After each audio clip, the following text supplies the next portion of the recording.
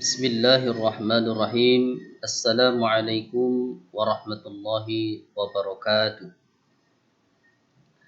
Alhamdulillahi rabbil alamin. Wabihi nasta'in wa ala umuri dunya waddin.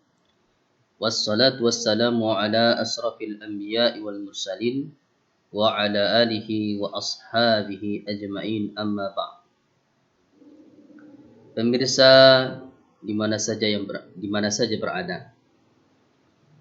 Alhamdulillah, kita bersyukur kepada Allah Subhanahu wa taala atas segala nikmat. Berselawat kepada Nabi sallallahu alaihi wasallam dengan lafaz Allahumma salli ala sayyidina Muhammad wa ala ali sayyidina Muhammad. Jamaah yang dimuliakan Allah Subhanahu wa taala, pembahasan kita pada kesempatan kali ini adalah pentingnya masalah niat. Bahkan kalau kita melihat kitab-kitab para ulama besar, di antara kitab-kitab hadis, maka banyak dimulai dengan hadis tentang ini, hadis tentang niat. Salah satunya kalau kita buka di dalam kitab Riyadhus Shalihin Imam An-Nawawi dan juga kitab-kitab sahih besar, banyak apa yang mereka mulai pertama adalah tentang hadis, yaitu yang diriwayat yang bersumber dari Umar ibn Khattab radhiyallahu an yang mendengar Rasulullah sallallahu alaihi wasallam bersabda, "Innamal a'malu binniyat wa innamal likulli imri'in ma nawa. Faman kana hijratuhu ila Allah wa rasulih fa hijratuhu ila Allah wa rasulih. Faman kanat hijratuhu ila dunya aw imra'atin yankihuha fa hijratuhu ma hajara ilaih." Muttafaqun alaih. Artinya apa? Segala perbuatan itu tergantung dengan niat. Maka orang itu mendapatkan segala sesuatu itu tergantung dengan niat. Karena siapa hijrahnya karena Allah dan Rasulnya, maka hijrahnya itu untuk Allah dan Rasulnya. Karena siapa hijrahnya untuk mendapatkan dunia atau dapat menikahi seorang wanita, maka hijrahnya itulah yang diniatkannya. Kaum muslimin jamaah yang dimuliakan Allah Subhanahu wa taala. Pertama, masalah niat dalam salat. Kita terkadang kaum muslimin menyepelekan masalah niat ini. Padahal niat itu penting.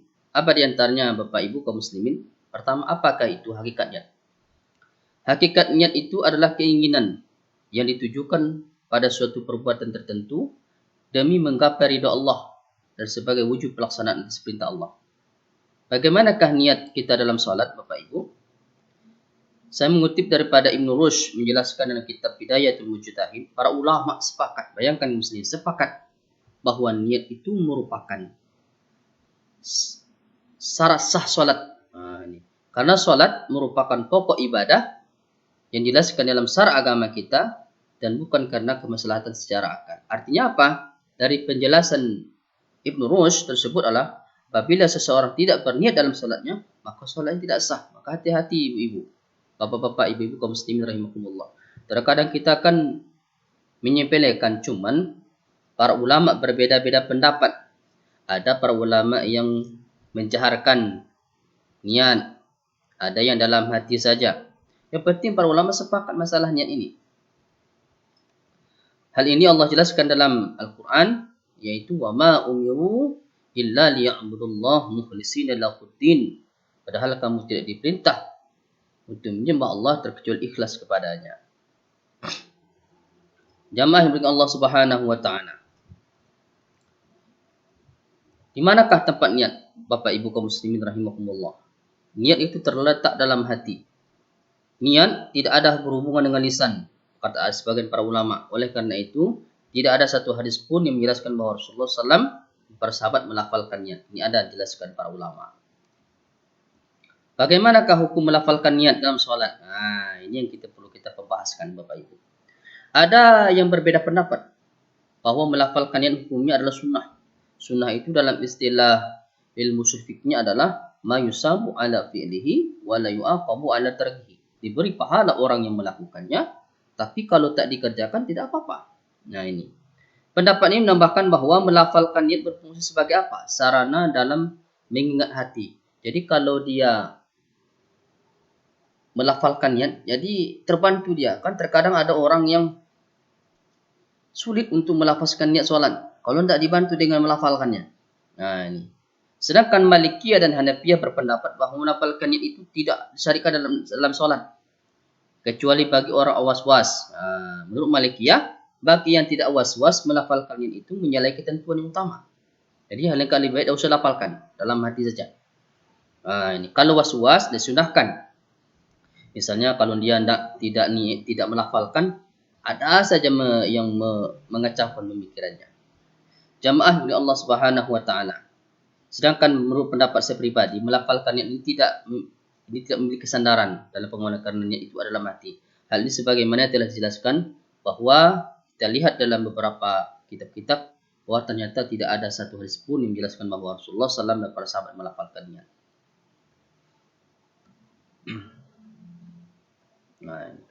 Bagaimanakah orang yang lupa dan ragu-ragu niat dalam sholat? Bagaimana hukumnya? Dia ragu atau lupa?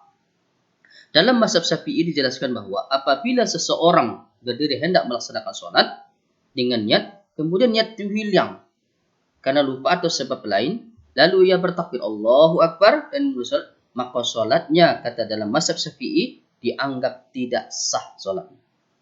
Demikian juga apabila ia berniat dengan suatu sholat, kemudian niat sholat yang hendak dikerjakan itu hilang darinya, namun terbetik dalam hatinya untuk menjelaskan sholat wajib, baik sholat yang harus dilakukan waktu itu atau sholat fardu yang telah luput atau diqadha maksudnya, maka sholat ini tidak sah. Sebab kenapa? Karena ia tidak berniat untuk mengerjakan sholat tertentu. Maka dalam mazhab Syafi'i itu memang dijelaskan, sengaja aku sholat apa contohnya? Sholat zuhur 4 rakaat karena Allah Ta'ala. Ini memang dijelaskan. Tidak ada menjelaskan bahawa sholat itu hanya mutlak saja. Jamaah yang dimuliakan Allah Subhanahu wa taala. Kemudian bagaimanakah apabila niat makmum berbeda dengan niat imam dalam sholat jamaah? Ini terkadang ini tidak dibahas oleh para mubalik. Ibn Rushd menjelaskan dalam kitab Bidayatul Mujtahid mengenai permasalahan ini ada dua pendapat. Ini masalah orang yang niat makmum berbeda dengan imam. Imamnya berbeda, makmumnya berbeda. Bagaimana hukumnya? Malik dan Abu Hanifah berpendapat bahawa niat makmum itu mesti sesuai dengan niat imam. Kalau imamnya zuhur, makmumnya pun zuhur. Kalau misalnya makmumnya sholat subuh, imamnya sholat subuh, makmumnya pun harus sholat subuh. Syafi'i berpendapat niat imam tidak semestinya sama dengan niat makmum. Ini mazhab Syafi'i. Pendapat Malik dan Abu Hanifah berdasarkan penjelasan hadis. Apa hadisnya itu adalah dari Aisyah radhiyallahu anha ummul mukminin, Rasulullah SAW bersabda, "Innama ju'ilal imam liyutamma bih." Dijadikan imam itu hanya untuk diikuti. Sedangkan pendapat kedua, berdasarkan hadis Mu'az, ini dijelaskan bahawa Mu'az melakukan solat dengan Nabi SAW, kemudian pulang dan ia mengimami kaumnya. Hal ini dalam penjelasan hadis itu, suatu saat Mu'az bin Jabal itu solat di belakang Rasul. Jadi setelah dia solat, pulang dia ke kampung halamannya. Supaya apa? Dia juga mengimami. Artinya apa? Ketika Mu'az solat wajib bersama Rasul, artinya dia setelah pulang kan solat kewajiban telah selesai. Setelah dia mengimami, artinya pada posisi saat itu Mu'az bin Jabal dalam melaksanakan solat sunnah. Artinya apa? Imam dalam pada posisi dia sunnah boleh mengimami solat wajib, boleh. Bapak Ibu kaum muslimin rahimakumullah. Kapan waktu berniat dalam solat? Ini. Terkadang kan kita lihat nih bermacam-macam jamaah ketika ada solat. Ada yang takbirnya panjang, ada yang enggak sebentar aja takbirnya, ada yang belekok-lekok takbirnya. Sehingga apa? Supaya pemasukan niat. Ini. Jadi bagaimana? Kapan waktu berniat dalam solat? Para imam mazhab yang tiga yaitu Malikiyah, Hanafiyah dan Hambaliyah sepakat bahwa niat itu sah didahulukan sedikit dari takbiratul ihram. Ya sudah dalam hati misalnya dah berniat nih, niat didahulukan sedikit saja. Ini baru takbir Allahu Akbar. Menurut Syafi'i bahwa niat harus bersama serentak. Jadi ketika mengucapkan lafaz Allahu Akbar, sudah niat dah masuk. Ketika musai Allah pertama sampai ketika selesai akbar, selesai itu pula saatnya itu selesai niatnya. Bagaimanakah bila seseorang mendapatkan sebuah jamaah tetapi ia tidak mengetahui apakah jamaah tersebut solat fardu atau solat sunnah? Misalnya tarawih tetapi ia tetap ikut jamaah. Bagaimana ia berniat? Ini. Dalam mazhab Hanafi dijelaskan mengenai permasalahan tersebut bahwa jika mendapat orang-orang melaksanakan sholat jamaah sedangkan ia tidak mengetahui bahwa mereka itu melaksanakan sholat tarawih atau fardu, sementara ingin melaksanakan sholat berjamaah bersama mereka, hendaklah ia berniat sholat fardu. Jika ternyata mereka itu memang sedang melaksanakan sholat fardu, sah hukumnya.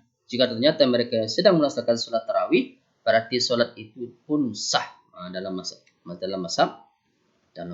Hanafi. Beginilah jamaah kepada Allah Subhanahu wa taala, artinya apa? Pentingnya kita memiliki ilmu pengetahuan, apalagi masalah syarak kita, pengamalan fikih ibadah kita. Kalau memang kita salah-salah, tidak berusaha belajar tentang ilmu agama ini, yakinlah kaum muslimin bahwa kita sudah banyak beramal soleh di hadapan Allah Subhanahu wa taala, terutama sholat. Apalagi sholat adalah kewajiban. Wajib, apa itu wajib adalah? Yaitu adalah ma yusabu ala filihi wa yu'aqabu ala tarki. Diberi pahala orang yang melakukan dan diberikan balasan oleh Allah Subhanahu wa taala bagi orang yang meninggalkannya. Artinya apa? Kita penting sekali. Makanya para ulama kaum muslimin membahas tentang kitab salat banyak, panjang lebar, supaya apa? Supaya lebih hati-hati. Kenapa? Karena awwalu ma yuhasabun nas, ternyata awal amalan manusia yang dihisab pada hari kiamat nanti adalah salat. Apabila salatnya baik, maka baiklah seluruh amal. Apabila salat jelek, maka seluruh amalnya itu jeleklah. Artinya kaum muslimin, inilah sesuatu kita sampaikan, mudah-mudahan dengan ceramah singkat kali ini memberi manfaat kepada kita semua. Akhir kalam, wassalamualaikum warahmatullahi wabarakatuh.